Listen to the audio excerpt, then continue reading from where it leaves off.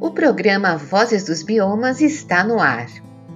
Os dados mais recentes do MapBiomas revelam que 1/3 da perda de vegetação nativa desde o descobrimento do Brasil ocorreu nos últimos 37 anos, um sinal de alerta sobre o uso da terra no país e a necessidade cada vez maior de práticas restaurativas dos ecossistemas. Para falar sobre essa conjuntura dos diferentes biomas brasileiros na atualidade e caminhos para o uso sustentável da terra, nossa 137ª convidada no programa Vozes dos Biomas é a mestre em Geociência e doutora em Ecologia, Júlia Zanin Chimbo, que é coordenadora científica do MapBiomas e pesquisadora do Instituto de Pesquisa Ambiental da Amazônia, IPAM.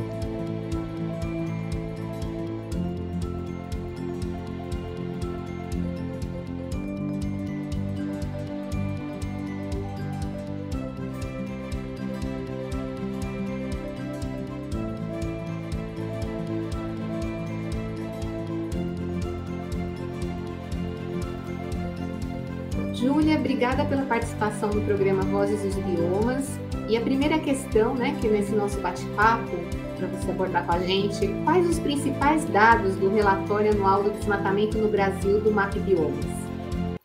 Então, obrigada pelo convite, prazer enorme estar aqui com vocês no programa Vozes dos Biomas.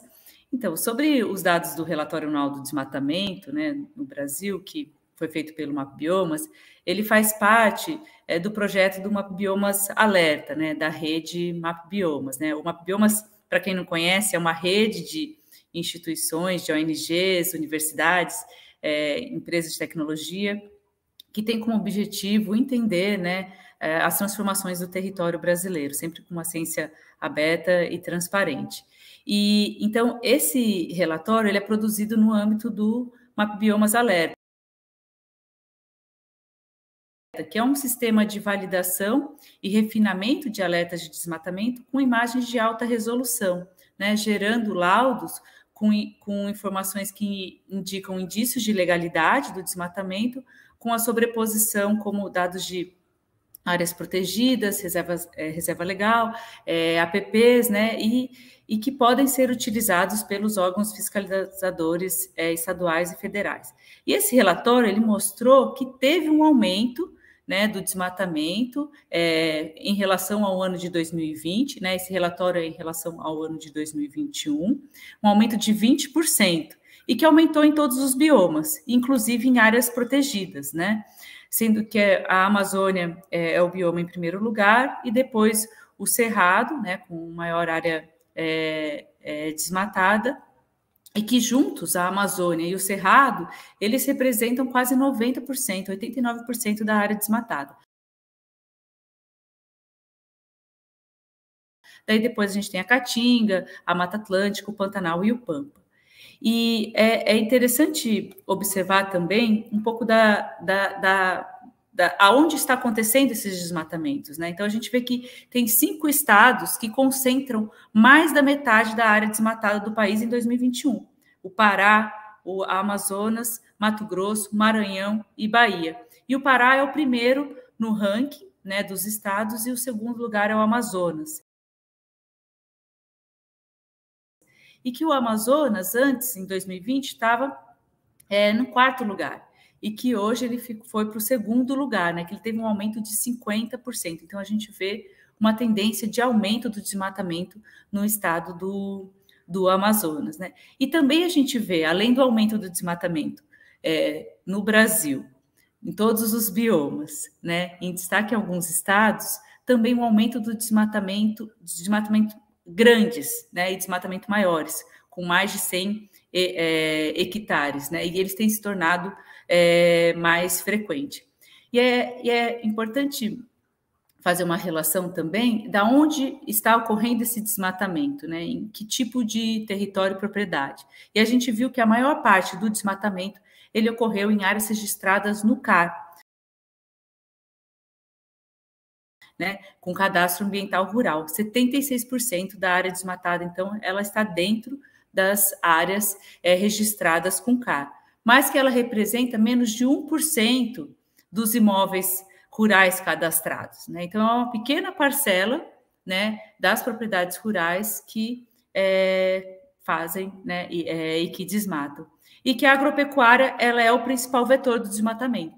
Então, 97% do desmatamento, né, validado ali dentro do MapBiomas Alerta, ele tem relação com a agropecuária, né? E a gente destaca duas regiões, né? O Mato Piba, né, que fica ali na região do Cerrado, né, na região desses 4 estados, Maranhão, Tocantins, Piauí e Bahia, com mais de 70% do desmatamento no Cerrado, né, representando aí a maior parte do desmatamento no Cerrado, e também nessa região do Amacro, na Amazônia, que representa 20% da supressão da Amazônia, que tem crescido bastante nos últimos anos, né, principalmente ali no estado do Amazonas. E que a maior parte, e é um número bastante impactante, é que mais de 98% da área desmatada ela tem indício de ilegalidade, né? Então, ela não tem autorização, né? Que isso é uma questão obrigatória. Ela pode ter sobreposição com reserva legal ou APP nas propriedades rurais ou sobreposição com áreas protegidas. E um outro dado também é que a gente comparou desses alertas, além da ilegalidade, se tem ou não ações de fiscalização do desmatamento ilegal, tanto no âmbito federal quanto no âmbito estadual. E que a gente viu em relação a alguma ação do IBAMA, que pouco mais de 5% da área desmatada teve alguma ação, né? E que, por um lado, os estados eles têm atuado no combate ao desmatamento, mas a gente ainda tem informações que são escassas e pouco disponíveis, né? Então, o que a gente viu é que 3/4 dos desmatamentos nos últimos 3 anos ainda estão sem ações de fiscalização. Então, o relatório ele traz esse retrato do desmatamento em 2021 no Brasil. A gente também observa o que tem acontecido em relação aos anos anteriores, quais são os vetores, né, se é ilegal ou não, e se a gente está tendo alguma ação de fiscalização em relação a esse desmatamento, o que a gente tem visto que não está sendo suficiente. E, Júlia, outro ponto abordado, né, por vocês, que é 1/3 da perda da vegetação nativa desde o descobrimento do Brasil ocorreu nos últimos 37 anos. O que você pode dizer a respeito disso, né? Essa série histórica, né, demonstra que a gente não está bem, né? Então, como é que vocês analisam, né, esse aspecto? Então, esses dados eles se referem à coleção 7 de mapas anuais de cobertura e uso da terra do MapBiomas, que foi lançada agora em agosto, né? Onde a gente tem, a gente faz esse mapeamento desde 1985 até 2021, né? E que a cada ano a gente lança uma coleção nova, com melhorias, com novas classes e a inclusão de um ano a mais na série temporal. E o que a gente observou é que essa transformação e a perda da vegetação nativa no Brasil, ela tem sido muito rápida nas últimas décadas, né? O país ele perdeu 13% da vegetação nativa, né? Entre florestas, savanas, vegetações campestres, áreas úmidas, né? E que isso está sendo ocupado, né, pela agropecuária, que hoje representa 31% do território.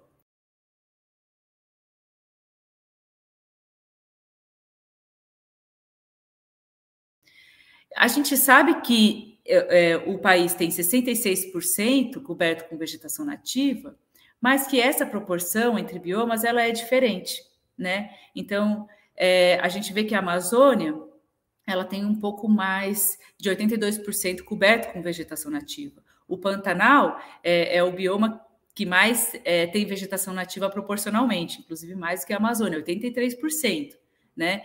O Cerrado e a Caatinga já tem menos, né? Ele tem um pouco mais da metade, 53%, 63%, né? E já a Mata Atlântica e o Pampa são os mais ameaçados, né? Que foram são mais convertidos proporcionalmente, né? Com 28%, por exemplo, no caso da Mata Atlântica, e 43% no caso do Pampa.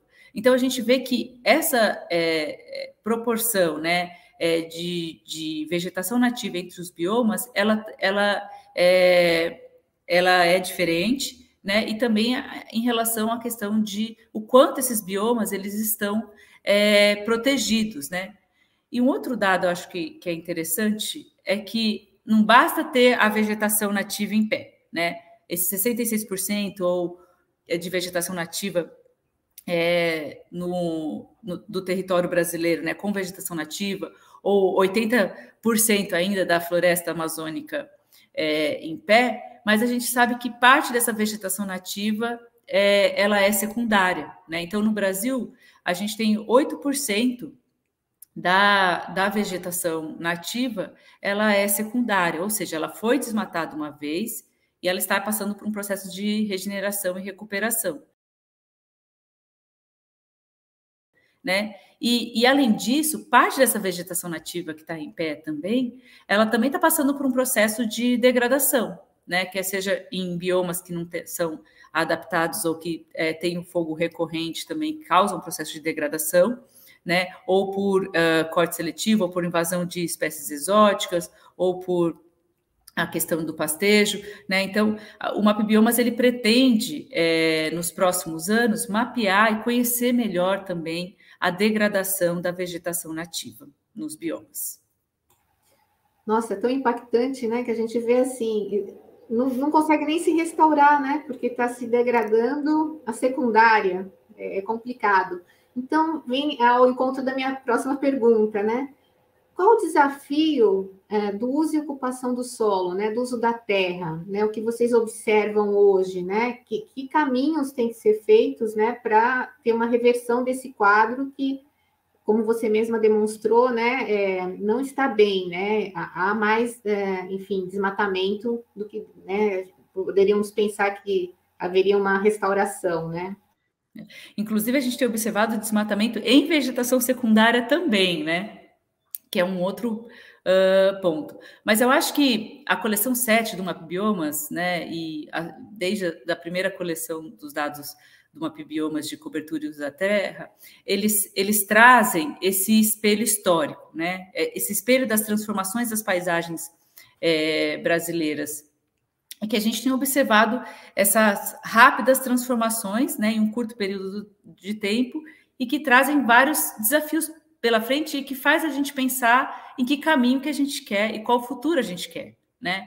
Eu acho que a gente tem um desafio de zerar o desmatamento em todos os biomas, tanto em vegetação primária quanto em vegetação secundária.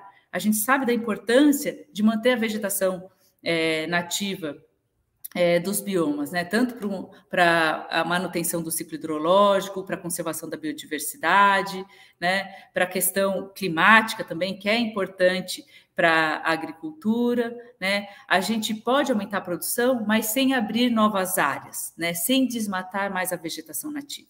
E a gente tem observado que a gente ainda tem conversão de vegetação nativa para a expansão da agricultura, sendo que não é mais necessário isso, né? A gente já abriu área suficiente. E também tem um outro dado importante que é de reverter essa perda da superfície de água natural, né? A gente viu com os dados do MapBiomas Água que o Brasil teve uma redução de 15% da superfície de água nos últimos 30 anos, né? Então, a gente precisa ver o que a gente pode fazer para evitar essa perda de água, né? Conter a degradação do solo e o processo de desertificação, né? Melhorar o ordenamento territorial, com regularização fundiária e também ambiental, né? Conservando, mantendo, criando novas áreas protegidas aonde é preciso, né? E isso tudo é mais urgente em um cenário de mudanças climáticas, né? Onde a gente também deve e tem como desafio buscar estratégias de mitigação e adaptação em relação às mudanças climáticas. Você expôs, né, que muitos dos desmatamentos, né, verificados têm cadastro de ambiental rural, né? Isso é preocupante, né? E fora a questão das pressões nas unidades de conservação. Eu gostaria que você falasse também um pouco sobre isso, né? Como é que vocês veem esse desenho, né, dessas pressões, né, que onde não deveria ter, está acontecendo também?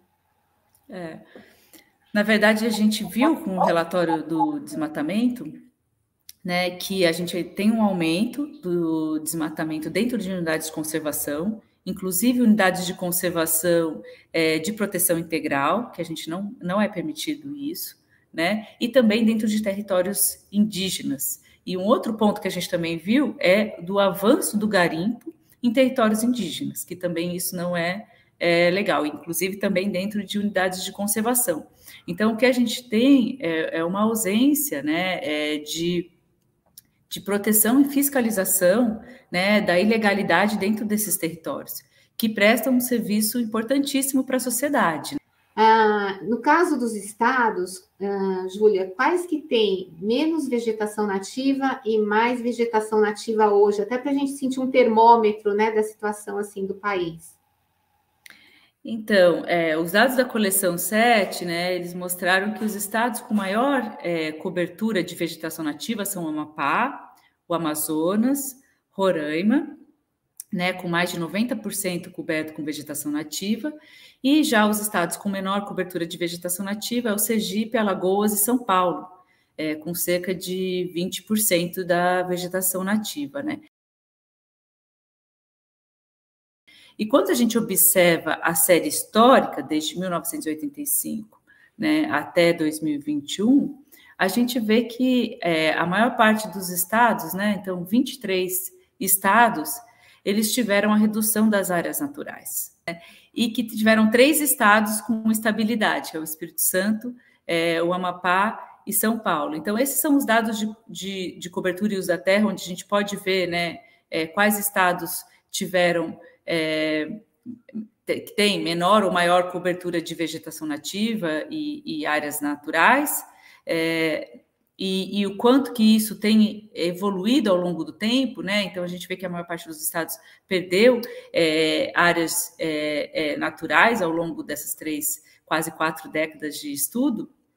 E depois, eu acho que o relatório do desmatamento, ele também traz aonde tem tido o avanço e onde a gente ainda tem desmatamento, né? E como eu falei anteriormente, né? Que 5 estados concentram mais da metade da área desmatada no país em 2021, né? Com destaque aí para o Pará e o Amazonas. Só recobrando um pouquinho também do que você falou com relação ao Cerrado, a gente sabe que tem as 8 principais bacias hidrográficas no Cerrado. E vocês fizeram também o monitoramento das águas, né? O que isso significa, né? Já que essa pressão no Cerrado está tão grande, e a gente vê também, fora a ação antrópica, né? A questão das mudanças climáticas, enfim, né? Que estão sobre o bioma. Pouco mais da metade coberto com vegetação nativa, 53% ainda com vegetação nativa, e que 8 bacias hidrográficas das 12 do país estão no Cerrado, né? Então, as nascentes dessas bacias estão no Cerrado. E os dados do Mapa Biomas Água, eles mostraram, né, que faz o mapeamento da superfície de água do Brasil desde 1985 até agora, eles mostram, né, que a gente teve essa redução de 15% da superfície de água no país e que bacias hidrográficas do Brasil, de 76, né, eu falo não em grandes regiões hidrográficas, né, das 12 em relação às 8, mas das bacias hidrográficas mais detalhadas. Então, de 76 subbacias hidrográficas do Brasil, 54 perderam superfície de água nas últimas 3 décadas, né? Então, isso é bastante impactante. E por outro lado, a gente vê que outras bacias, elas ganharam superfície de água. E elas ganharam porque a gente teve a criação de reservatórios, né, para a construção de hidrelétricas. Então, a gente está tendo uma perda de superfície de água natural, mas um ganho de superfície de água antropizada. E agora a gente vai também para uma outra questão, né, importante, que é o monitor do fogo, né, do Mapa Biomas, que tem uma nova versão, né, agora, expõe que a Amazônia e o Pampa lideram as queimadas de janeiro a julho deste ano. Quais são as principais causas e comprometimentos, né, tendo visto essa escalada, né, da questão do fogo? Sim, acho que os dados do monitor do fogo do Mapa Biomas, eles trazem, então, né, dados mensais das áreas queimadas, das cicatrizes de fogo em todos os biomas do Brasil. E o que a gente tem visto né, é que a gente teve um aumento das áreas queimadas na Amazônia, né, acho que de 7, 8%, e no Pampa teve um crescimento de mais de 3.000%, a área queimada no Pampa. Mas o Cerrado é o bioma que mais queimou em julho, por exemplo. Isso porque a gente está no início da estação seca, agora que a gente ainda vai ver um aumento ainda maior dessas áreas queimadas. Então, o que a gente observa é que a gente tem um descontrole das ações de combate de queimadas, né? E também de desmatamento, como a gente falou anteriormente. E que isso ainda tem sido agravado, né, em um cenário de mudanças climáticas, né, de aumento de temperaturas e seca nas regiões. Então, eu acho que o que a gente precisa ter é ações concretas, né, para combater essas queimadas e não incentivar essas queimadas também de ação humana, né? E principalmente em biomas que não são adaptados para isso, né? Como na Amazônia e agora no Pampa, que também tem uma relação com as áreas de conversão para a agricultura. Júlia, me assustou, 3.000%. Isso, sinceramente, eu não sei se eu estou errada, mas eu nunca tinha visto um percentual tão grande assim. O que isso pode aferir assim para a situação do bioma, né? Que a gente, geralmente o Pampa é um bioma que não é tão falado, mas é tão importante quanto os outros, né? Lembrando que é uma área pequena, né? Mas daí quando a gente teve esse aumento, né? Acho que tem uma questão do monitoramento, né? Nas áreas campestres, no bioma Pampa, mas também uma maior frequência do fogo no bioma, colocando a gravidade e uma ação, né, do Estado em controlar essas queimadas no bioma, né, principalmente nessa área de vegetação campestre que é tão rica, né, em biodiversidade e tão importante ali para os serviços ecossistêmicos da região Pampa e do bioma Pampa, e que também tem muita relação com a cultura, né, gaúcha ali e também do bioma. Bom, e agora a gente também tem uma outra questão, né, que seria quais as principais consequências aos ecossistemas com o desmatamento e como a prática restaurativa, né, a gente está na década, né, da restauração ecossistêmica da ONU, né, pode contribuir para a mudança desse cenário. E a gente falando em tempo, né, que a gente sabe que às vezes não são tão rápidas as ações, né, há uma demora, assim, às vezes de décadas também. Acho que a gente tem vários exemplos, né? E a gente já sabe quais são os impactos, né? Agora a gente precisa ter ações concretas para reduzir e acabar com o desmatamento no Brasil. Mas acho que um caso bem conhecido é o da Mata Atlântica, né? A gente já desmatou a maior parte da Mata Atlântica, né? E a gente tem observado, inclusive, que algumas áreas foram recuperadas, né? Um em cada 4 hectares de vegetação nativa na Mata Atlântica, ela é secundária. Então, a gente já tem um processo que foi desmatado e que está agora passando por um processo de regeneração e restauração na Mata Atlântica. Agora, recentemente, a gente também tem observado que está tendo um desmatamento, tanto na primária quanto na secundária, né, na vegetação secundária da Mata Atlântica, o que a gente não deveria ter mais, dado que o bioma já tem pouca vegetação nativa remanescente. Então, acho que a Mata Atlântica é um caso bem conhecido, né, onde a gente pode ver as consequências do desmatamento, por exemplo, para o ciclo hidrológico, para a manutenção das nascentes e cursos d'água, que teve um processo e que está passando por um processo de regeneração em algumas áreas, mas que a gente ainda tem desmatamento em áreas primárias e secundárias, né? Então, a gente deve incentivar, sim, a restauração, né, e a recuperação da vegetação nativa na Mata Atlântica. Acho que um outro exemplo interessante é o do Pantanal, né? Então, o Pantanal é um dos biomas proporcionalmente mais com mais área nativa, né, mais conservado no Brasil, tem uma importância fundamental para a biodiversidade ali, é a maior área úmida tropical no continente, né, do mundo, e a gente tem observado uma perda da superfície de água e das áreas úmidas no bioma, né? E é impressionante, assim, observar essa perda de superfície de água e áreas úmidas que a gente tem visto no Pantanal, né? Das secas também. E que essa perda de superfície de água e áreas úmidas, ela tem permitido a conversão para pastagens exóticas, né? Então, além de ter a perda de biodiversidade, né, de ecossistemas naturais, aquáticos e terrestres, a gente também tem uma perda até de cultural ali, da cultura pantaneira, que também tinha toda uma dinâmica em relação às pastagens naturais na região. E um outro ponto é que o desmatamento nas cabeceiras do Planalto, né, ali no Cerrado, que vão depois para a bacia do Pantanal, ela também está interferindo na dinâmica hidrológica do Pantanal, dessas áreas úmidas e também da superfície de água. E, além disso, tem uma ligação também com a Amazônia, né? Porque os ciclos de chuvas no Pantanal também tem uma influência da umidade que vem da floresta amazônica, né?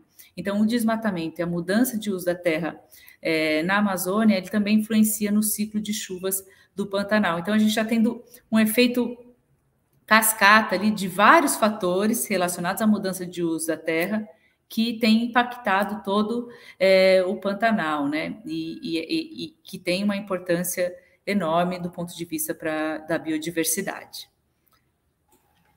Bom, dentro do quadro que você expõe, né, tem muito a melhorar, né? E para a gente estar chegando nos momentos finais, eu gostaria que você falasse um pouco de governança, porque todo o material que vocês produzem é extremamente importante, né, para a gestão pública também, né?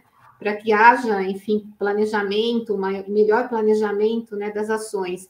Como é que está essa relação, por exemplo, vocês estão vendo maior receptividade pelos gestores? O que precisa, de repente, haver, né, para que esses dados sejam realmente subsídio de políticas públicas? Sim.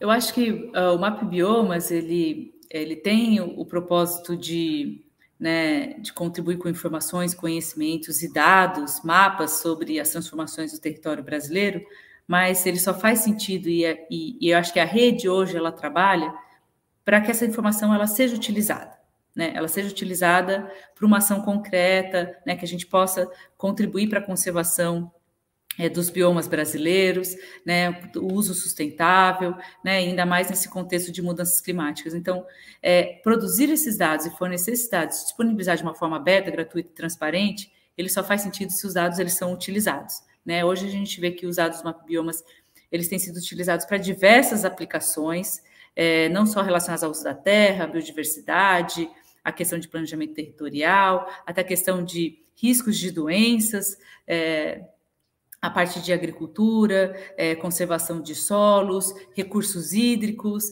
mudanças climáticas, são várias aplicações e o Prêmio MapBiomas traz um pouco disso, né? Premiando as aplicações do uso dos dados do MapBiomas, e a gente sempre conhece outras formas de uso dos dados, né?